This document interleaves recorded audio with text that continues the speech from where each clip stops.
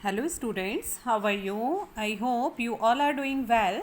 Now students, as you know, this is your SST class and today we will read class 7th SST Social Science History and the chapter number 4, the Mughal Empire. Alright, and students, today we have to start from page number 52. All right, and this is students video second of chapter number 4. So let's start students. All right, Japt and Jamidas. The topic is Japt and Jamidas. Okay, the main source of income available to Mughal rulers. All right, available to Mughal rulers was tax on the produce of the peasantry. In most places, peasants paid taxes through the rural elites, that is the hetman or the local chieftains. The Mughals used one term jamidars to describe all intermediaries, whether they were local headmen of villages or powerful chieftains. Alright students, so here students we have to read Japt and Jamidar. Alright, Japt and Jamidar.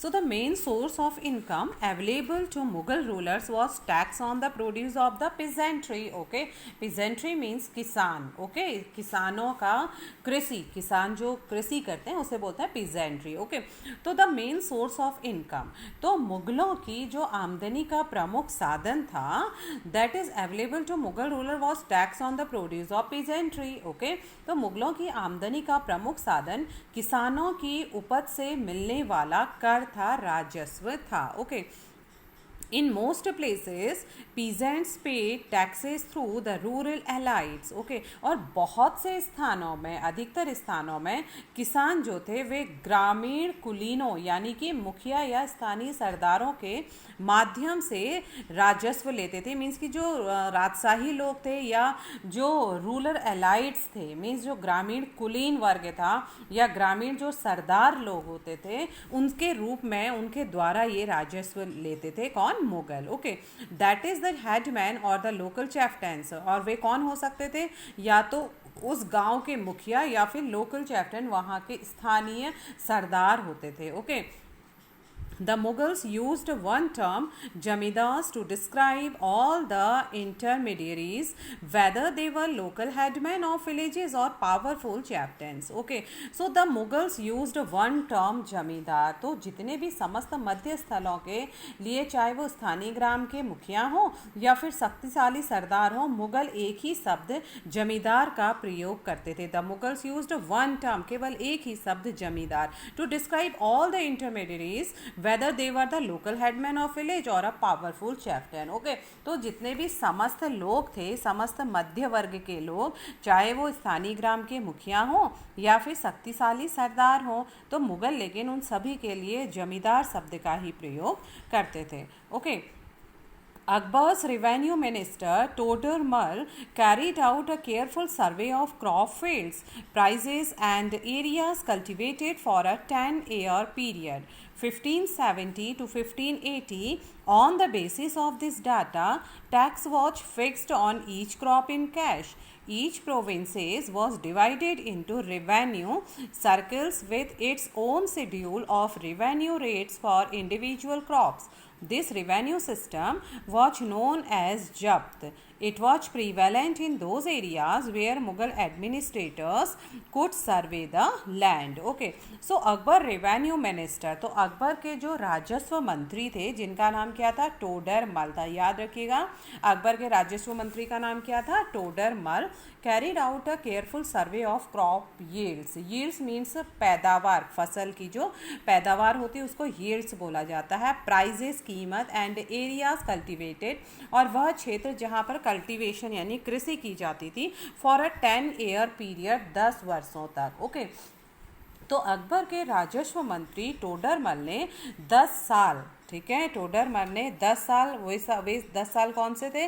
1570 से 1580 तक के जो 10 साल थे के समय के लिए कृषि की पैदावार, यील्ड पैदावार, कीमतों और कृषि भूमि का सावधानी पूर्वक सर्वेक्षण किया. Okay, on the basis of this data tax was fixed on each crop in cash. On the basis of this data, इन आंकड़ों के आधार पर. Alright, on the basis of this data, इन आंकड़ों के आधार पर tax was fixed on each crop in cash. Okay, प्रत्येक फसल पर नकद के रूप में कर या राजस्व निश्चित कर दिया गया. ईच प्रोविंस, प्रत्येक प्रांत was divided into revenue circles with its own schedule of revenue rates for individual crops. Okay, और प्रत्येक सूबे या प्रत्येक प्रांत को राजस्व मंडलों में बांटा गया और प्रत्येक की हर फसल के लिए राजस्व दर की जो उनका कर लिया जाता था उनकी अलग से सूची बनाई गई. This revenue system which known as Zabt. तो जो यह रेवेन्यू सिस्टम था, ठीक है, राजस्व प्राप्त करने की जो ये व्यवस्था थी, कर प्राप्त करने की जो व्यवस्था थी, यह जब्त कहलाई. क्या कहलाई? या जब्त कहा जाता था इस व्यवस्था को. कौन सी व्यवस्था को? राजस्व प्राप्त करने की व्यवस्था को जब्त कहा जाता था. It was prevalent in those areas where Mughal administrators could survey the land. Okay, it was prevalent in those areas. यह व्यवस्था उन स्थानों पर prevalent means प्रचलित थी where Mughal administrator could survey the land, जहाँ पर जितने भी मुगल प्रशासक थे वे सर्वे कर सकते थे, निरीक्षण कर सकते थे, and keep very careful accounts, और वहाँ पर बहुत ही सावधानी पूर्वक उसका अकाउंट यानी उसका हिसाब रख सकते थे. This was not possible in provinces such as Gujarat and Bengal. This was not possible in provinces. ठीक है, ऐसा निरीक्षण गुजरात और प्रांत बंगाल जैसे प्रांतों में संभव नहीं हो पाया. This was not possible in provinces such as Gujarat and Bengal. तो जो ये कर व्यवस्था थी, मुगल प्रशासकों के द्वारा जो भूमि का निरीक्षण किया जाता था और अकाउंट्स लेखा जोखा का जो ध्यानपूर्वक कार्य किया जाता था, तो ये कुछ प्रांतों जैसे कि गुजरात और बंगाल में सक्सेस नहीं रही. Okay, In some areas, the Jamidars exercised a great deal of power. The exploitation by Mughal administrator could drive them to rebellion. Sometimes Jamidars and peasants of the same caste allied in rebelling against Mughal authority. These peasant revolts changed the stability of the Mughal empire from the end of the 17th century. Okay. So in some areas, कुछ क्षेत्रों में the zamindar exercised a great deal of power. कुछ क्षेत्रों में जमींदार इतने शक्तिशाली थे कि मुगल प्रशासकों द्वारा शोषित किए जाने के बाद भी the exploitation of by Mughal administrator could drive them to rebellion. Rebellion means विद्रोह. कि कुछ क्षेत्रों में जमींदार इतने पावरफुल थे, इतने शक्तिशाली थे कि मुगल प्रशासकों द्वारा शोषण किए जाने की स्थिति में वे विद्रोह कर सकते थे. Sometimes Jamidars and peasants of the same caste allied in rebelling against Mughal authority. और कभी कभी एक ही जाति के जमींदार और किसान मुगल सत्ता के खिलाफ मिलकर विद्रोह कर देते थे. These peasant revolts challenged the stability of the Mughal empire from the end of the 17th century. These peasant revolts, तो यह जो peasant था, ठीक है, ये जो किसान थे, इन्होंने विद्रोह कर दिया. challenge the stability of the Mughal empire. ठीक है, मुगल एम्पायर के खिलाफ, मुगल साम्राज्य के विरोध में उनके स्थायित्व को इन्होंने चुनौती दी. ऐसे किसानों ने विद्रोह 17वीं शताब्दी में कर दिया. ओके, मीन्स कि 17वीं शताब्दी के आखिर से ऐसे किसान विद्रोहों ने मुगल साम्राज्य के स्थायित्व को चुनौती दे डाली. Okay, Now Akbarnama and Ain Akbari. Okay, Akbarnama and Ain Akbari. तो अकबरनामा और आयने अकबरी से अकबर के पूरे जीवन की बातों को, उनके इतिहास का पता चलता है. ठीक है, तो अकबर के शासनकाल की घटनाओं का ये बुक्स विवरण देती है, अकबर के प्रशासन का विवरण देती है, उनका घराना, उनका सेना, उनके साम्राज्य के भूगोल का ब्यौरा भी इन बुक्स में, इन काव्यों में मिलता है. Okay, Akbarnama and Ain Akbari. Akbar ordered one of his closest friends and courtiers, Abul Fazl, courtiers Abul Fazl, to write a history of his reign. Abul Fazl wrote a 3-volume history of Akbar's reign titled Akbarnama. The first volume dealt with Akbar's ancestor, and the second volume recorded the events of Akbar Razin. The third volume is the Aine Akbari. Okay. It deals with Akbar's administration, household, army, the revenues, and the geography of his empire.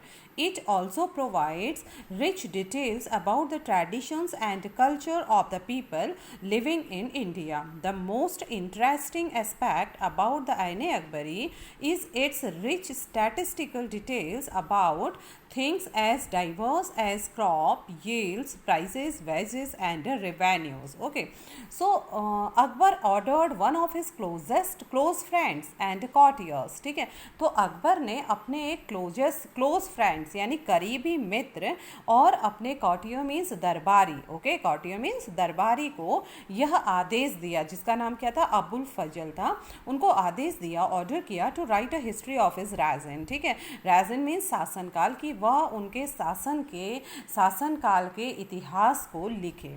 Abul Fazl wrote a 3-volume history of Akbar's Razin titled Akbar Nama. तो अबुल फजल ने अकबर के शासनकाल को 3 volume में लिखा. ठीक है, उनको 3 जिल्दों में लिखा, 3 वॉल्यूम में लिखा, जिसका नाम था अकबर नामा. ठीक है, तो अकबर नामा को उन्होंने अकबर के पूरे शासनकाल को 3 पार्ट्स में डिवाइड करके लिखा. ऑलराइट, 3 वॉल्यूम में लिखा, volume 1, volume 2 and volume 3. The first volume dealt with Akbar's ancestor, and the second volume recorded the events of Akbar's Razin. Okay, so the first second volume recorded, तो पहला और जो second volume था उसमें अकबर के शासनकाल की घटनाओं के बारे में लिखा. ठीक है, तो पहली उसमें क्या लिखा उन्होंने, पहले में अकबर के जितना भी शासनकाल था, पहले में तो उन्होंने Akbar, the first volume dealt with Akbar's ancestors, पहले में उसने अकबर के पूर्वजों के बारे में लिखा. ठीक है, पूर्वजों का बयान लिखा, पूर्वजों के बारे में सारी बातें लिखी. और सेकंड वॉल्यूम में उन्होंने क्या लिखा, and the second volume recorded the events of Akbar reign, और सेकंड वॉल्यूम में उन्होंने अकबर के शासनकाल के बारे में लिखा. Okay, the third volume is the Ain Akbari. It deals with Akbar's administration, household, army, the revenues and the geography of his empire. Okay, और the third volume, पहली में उन्होंने अकबर के पूर्वजों के बारे में लिखा,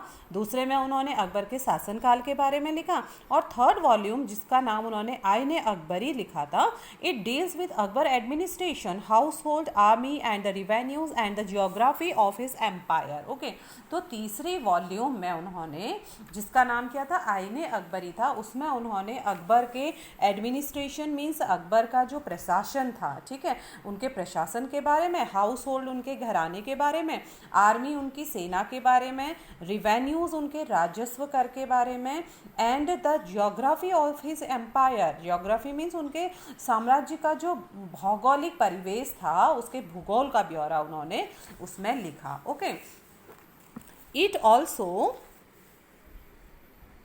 Here it also provides rich details living in India. ठीक है, it also provides rich details about the traditions and culture of the people living in India. और आइने अकबरी में ही समकालीन भारत के लोगों की परंपराओं और संस्कृतियों का भी विस्तृत वर्णन किया गया है. Okay, The most interesting aspect about the Aine Akbari is its rich statistical details about things as diverse as crops, yield, prices, wages and revenues. Okay, so the most interesting aspect, तो students इस आइने अकबरी का जो सबसे interesting fact है, सबसे जो रोचक आयाम है, वह क्या है कि यहाँ पर विविध प्रकार के इट्स रिच स्टैटिकल्स डिटेल, विविध प्रकार की चीज़ें जैसे कि क्रॉप्स, फसलें, ओके, यील्ड्स मीन्स फसलों की जो पैदावार थी, कितनी फसलें पैदा होती थी, प्राइजेस उसकी कीमतें, एंड वेजेस मीन्स मजदूरी, एंड रिवेन्यू मीन्स राजस्व का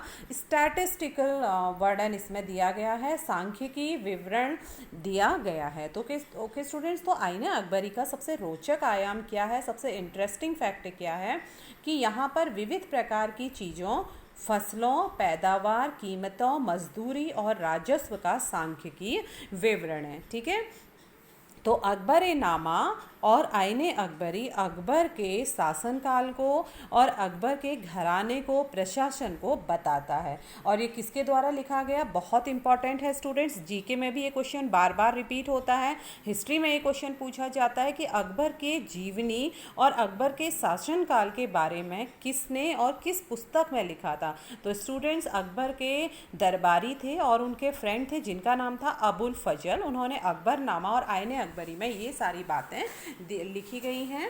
ओके, रिकॉर्ड हैं उनका। इसको अकबरनामा को उन्होंने 3 वॉल्यूम में बांटा था। 3 वॉल्यूम में पहला वॉल्यूम जो था वो था अकबर के पूर्वजों का बयान, अकबरों के पूर्वजों की डिटेल्स उसमें दी गई है। दूसरे में उन्होंने शासनकाल की घटनाओं का विवरण दिया है। और तीसरा जो वॉल्यूम है उसको आईने अकबरी कहा जाता है, जिसमें अकबर के प्रशासन, ओके, एडमिनिस्ट्रेशन को, हाउस होल्ड को, आर्मी को, द रिवेन्यूज को and geography of his empire को बताया गया है। All right students, here you can see in figure 7 Akbar receiving the Akbarnama from Abul Fazl. तो यहाँ पर अबुल फजल से अकबरनामा लेते हुए अकबर की फ़ोटो दी गई है। ओके, नाउ अ क्लोजर लुक अकबर्स पॉलिसी। ठीक है, अकबर की नीतियाँ, पॉलिसीज मीन्स नीतियाँ, हम एक नज़दीकी नज़र से देखते हैं। ठीक है, नज़दीक से एक नज़र अकबर की नीतियों पर। The broad features of administration were laid down by Akbar and were elaborately discussed by Abul Fazl in his book, The Akbarnama, in particular in its last volume, The Ain-e-Akbari. Okay, the broad features of administrations were laid down by Akbar and were elaborately discussed by Abul Fazal in his book. प्रशासन के जो मुख्य, अकबर के प्रशासन के जो मुख्य बातें दी गई हैं, मुख्य अभिलक्षण हैं, अकबर ने निर्धारित किए थे और इनका विस्तृत वर्णन अबुल फजल की अकबरनामा विशेषकर आईने अकबरी में मिलता है। Okay, Abul Fazl explained that the empire was divided into provinces called subas, governed by a subedar who carried out both political and military functions. Each province also had a financial officer or diwan for the maintenance of peace and order in his province.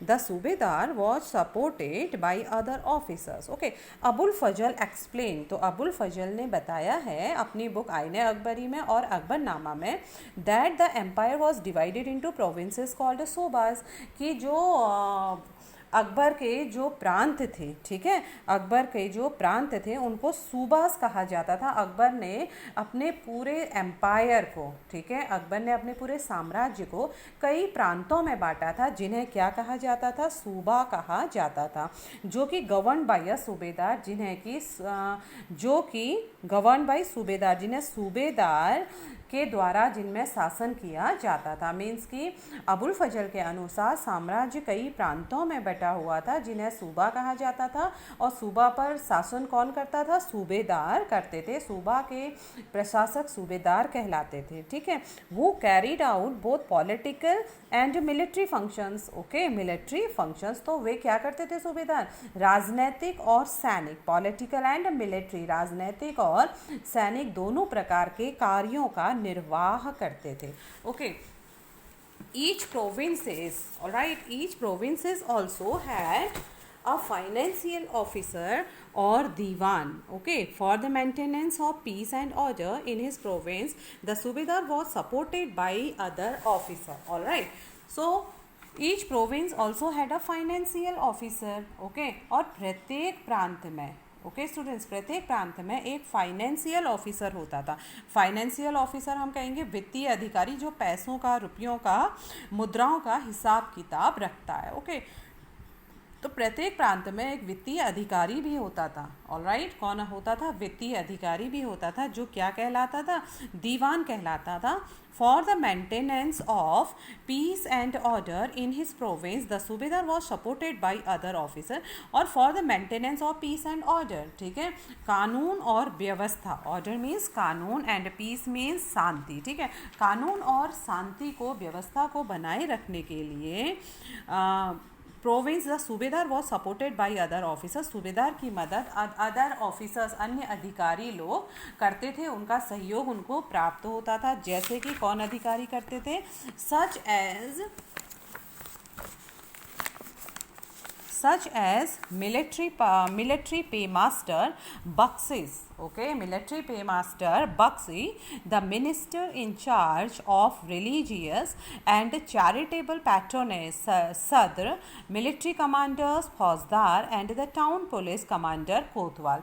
तो students कानून और व्यवस्था को बनाए रखने के लिए तो किनका सहयोग प्राप्त होता था उनको, जैसे कि बख्शी कौन होता था, सेना का अधिकारी होता था, मिलिट्री पे मास्टर उसको बख्शी बोला जाता था, उनका सहयोग मिलता था. The minister in charge of religious, ठीक है, और धार्मिक और धर्मार्थ किए जाने वाले कार्यों का मंत्री, यानी जिसे क्या बोला जाता था, सदर बोला जाता था. मिलिट्री कमांडर्स फौजदार, और जो मिलिट्री के कमांडर होते थे फौजदार होते थे, सेना नायक होते थे. And the town police commander, और नगर का जो पुलिस अधिकारी होता था उसे कोतवाल बोला जाता था. तो इनका उन्हें सहयोग प्राप्त होता था. उनके शासन में सूबेदार को इनका सहयोग प्राप्त होता था उनके शासन काल में कानून और व्यवस्था को बनाए रखने के लिए. Alright, now next topic students, Noor Jahan influence in Jahangir's court. Okay, Jahangir के कोर्ट मीन्स दरबार में, जहांगीर के दरबार में नूर जहां का प्रभाव. Okay, Mehrunisa, all right, Mehrunisa married the emperor Jahangir in 1611 and received the title Noor Jahan. She remained extremely loyal and supportive to the monarch. Okay, as a mark of honor, Jahangir struck silver coin bearing his own titles on one side, and on the other the inscriptions struck in the name of the Queen Begum Noor Jahan. Mehrunnisa married the emperor Jahangir. Mehrunnisa ने सम्राट जहांगीर से 1611 में विवाह किया. Okay, and receive the title Noor Jahan, और विवाह के बाद उनको नूर जहां का खिताब मिला, नूर जहां की उपाधि मिली. ओके, वैसे नूर जहां का नाम क्या था, मेहरुनिसा था, ठीक है, लेकिन विवाह के बाद उनको नूर जहां की उपाधि दी गई. She remained extremely loyal and supportive to the monarch. Okay, monarch means होता है स्टूडेंट्स राजा का, ठीक है.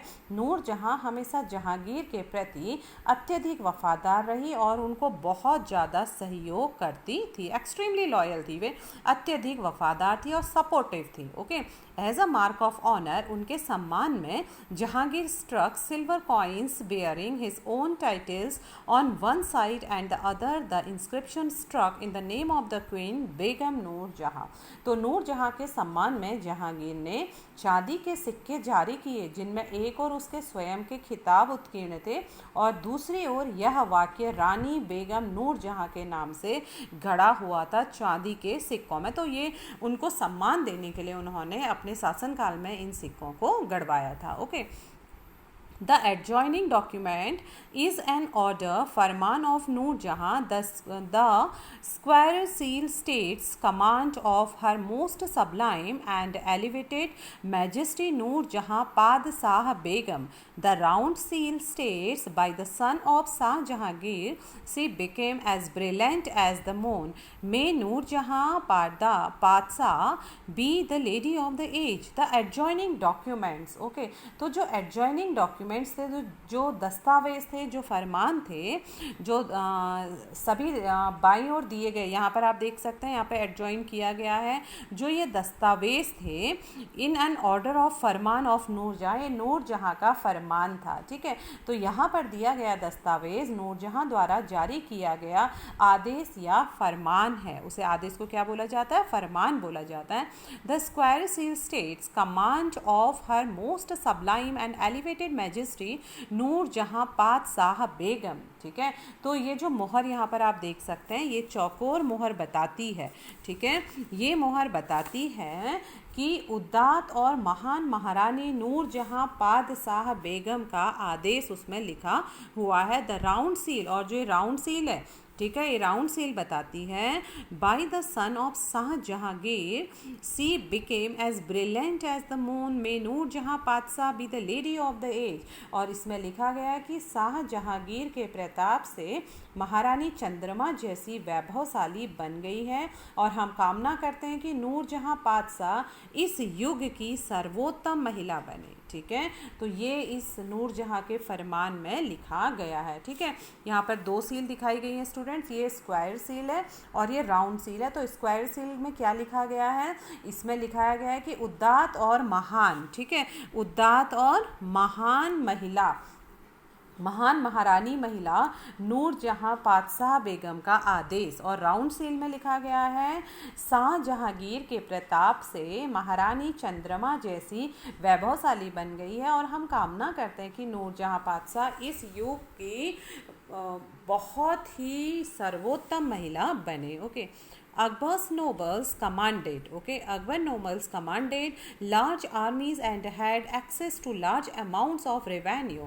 While they were loyal, the empire functioned efficiently, but by the end of the 17th century, many nobles had built independent networks of their own. Their loyalties to the empire were weakened by their own self interest. Okay, तो जो अकबर के nobles थे, जो अकबर के अभिजात थे, जो अकबर के क्लोज राजशाही लोग थे, मंत्री परिषद जो था अकबर का, कमांडेड लार्ज आर्मीज, वे क्या कर रहे थे, बड़ी सेनाओं को कमांड कर रहे थे, संचालन कर रहे थे, and had access to large amounts of revenue, ठीक है, और बड़ी मात्रा में वे राजस्व खर्च कर सकते थे। While they were loyal, the empire functioned efficiently, but by the end of the 17th century, many nobles had built independent networks of their own. All right, जब तक वे वफादार रहे, साम्राज्य का कार्य सफलतापूर्वक चलता रहा, परंतु 17वीं सदी के अंत तक कई अभिजातों ने अपने स्वतंत्र ताने बाने बुन लिए, अपने स्वतंत्र रहने की उन्होंने चालें या नीतियां बना ली। Their loyalties to the empire were weakened by their own self interest, और जो साम्राज्य के प्रति उनकी वफादारी थी, उनके निजी हितों के कारण, उनके लालच के कारण या अपने स्वार्थ के कारण कमज़ोर पड़ गई, वीकेंड हो गई। Okay, While Akbar was at Fatehpur Sikri during the 1570s, he started discussion on religion with the ulama. Okay, with the ulema, Brahman Jesuit priests who were Roman Catholics and Zoroastrians. These discussions took place in the Ibadat Khana. He was interested in the religion and social customs of different people. Akbar's interaction with people of different faiths made him realize that religious scholars who emphasized ritual and dogma were often bigoted. Their teachings created divisions and disharmony amongst the subjects. Okay, so while Akbar was at Fatehpur Sikri during the 1570s, he started discussion on religion with the ulema, Brahmins, Jesuit priests who were Roman Catholics. Okay, so students 1570 में अकबर जब फतेहपुर सीकरी में था तो उसने उलेमा, ब्राह्मण और Jesuit पादरियों, ठीक है, जेसुइट जो क्या थे, प्राइस्ट थे, जो पादरी थे, उनके और जरदुस्त धर्म के अनुयायियों के साथ धर्म की बातों पर चर्चा उन्होंने प्रारंभ की चर्चा वे करने लगे। ओके, जो कौन थे, जरदुस्त धर्म के अनुयायी, जेसुइट पादरी, उलेमा और ब्राह्मणों के धर्म के बारे में वे क्या करने लगे, विचार विमर्श और चर्चाएं करने लगे। This discussion took place in the इबादत खाना, और जो ये चर्चाएं होती थी ये इबादत खाना में होती थी। He was interested in the religion and social customs of different people, वह धर्मों में और विभिन्न रीति रिवाजों पर, विभिन्न लोगों के अलग अलग रीति रिवाजों पर इंटरेस्ट लेने लगे, रुचि लेने लगे थे। Akbar's interaction with people of different faith made him realize that religious scholars who emphasize rituals and dogma were often bigots. Okay, तो स्टूडेंट्स क्या था कि अकबर की रुचि जब विभिन्न व्यक्तियों के धर्मों और रीति रिवाजों में थी, तो इस विचार विमर्श से अकबर को यह समझ आया कि जो विद्वान धार्मिक रीति और मतांधता पर बल देते हैं वे अक्सर क्या होते हैं, कट्टर होते हैं, और उनकी शिक्षाएं प्रजा के बीच विभाजन और असमंजस्य पैदा करते हैं। ठीक है, their teachings created division and disharmony among the subject. Disharmony means वे भाईचारा नहीं करते, भाईचारे को रोक लेते हैं, ठीक है, असमंजस्य पैदा करते हैं और विभाजन की स्थिति पैदा करते हैं। This eventually led Akbar to the ideas of Sulh-e Kul और universal peace. This idea of tolerance did not discriminate between, okay, did not discriminate between the people of different religions in his realm. Instead, it focused on a system of ethics, honesty, justice, peace that was universally applicable, okay. But Abul Fazl helped Akbar in framing a vision of a governance around this ideal of sulh-e-kul. This the principle of governance was followed by Jahangir and Shah Jahan as well. तो this eventually, ठीक है, तो इसका जो भी ये असमंजस्य पैदा करते थे, ये अनुभव अकबर को किसमें, this eventually led Akbar to the idea of Sulh-e-Kul, okay, and universal peace. तो ये जो भी सहिष्णुता थी, ठीक है, ये जो अनुभव थे, ये अकबर को सुलह कुल और सर्वत्र शांति, यूनिवर्सल पीस, सर्वत्र शांति और सुलह के कुल के विचार की ओर ले गए, okay. And the idea of tolerance, tolerance means सहनशीलता या सहिष्णुता, ठीक है. तो सहिष्णुता की जो यह धारणा थी, did not discriminate between people of different religions in his realm. तो ये सहिष्णुता की यह धारणा विभिन्न धर्मों के अनुयायियों में अंतर नहीं करती थी, बल्कि इसका जो केंद्र बिंदु था, इंस्टेड इट फोकस्ड, इसका जो केंद्र बिंदु था on a system of ethics, ठीक है, नैतिकता पर था. और वो नैतिकता क्या थी, ऑनेस्टी, ईमानदारी, जस्टिस, न्याय, पीस, शांति, ठीक है. तो ये जो नीति, इसका जो केंद्र बिंदु था, वह नीति शास्त्र की एक व्यवस्था जो सर्वत्र लागू की जा सकती थी, जिसमें केवल सच्चाई, ईमानदारी, न्याय और शांति पर जिस पे जोर दिया जाता था, okay. That was universally applicable. Abul Fazl helped Akbar in framing a vision of governance around this idea of Sulh-e-Kul. The principle of governance was followed by Jahangir and Shah Jahan as well. ठीक है, अबुल फजल ने सुलह-ए-कुल के इस विचार पर आधारित शासन दृष्टि बनाने में अकबर की मदद करी, ठीक है. उन्होंने frame of vision of governance की शासन की दृष्टि क्या होनी चाहिए, उसको बनाने में अकबर की मदद करी. And the principle of governance was followed by Jahangir शासन, Jahangir and Shahjahan as well. और शासन के इस सिद्धांत को जहांगीर और शाहजहां ने भी अपनाया. All right students, now today class is over. Okay, tomorrow I will be back with next topic, Sulh-e-Kul. Okay, Sulh-e-Kul. So till then students, revise your work and take care. Have a nice day. Thank you so much.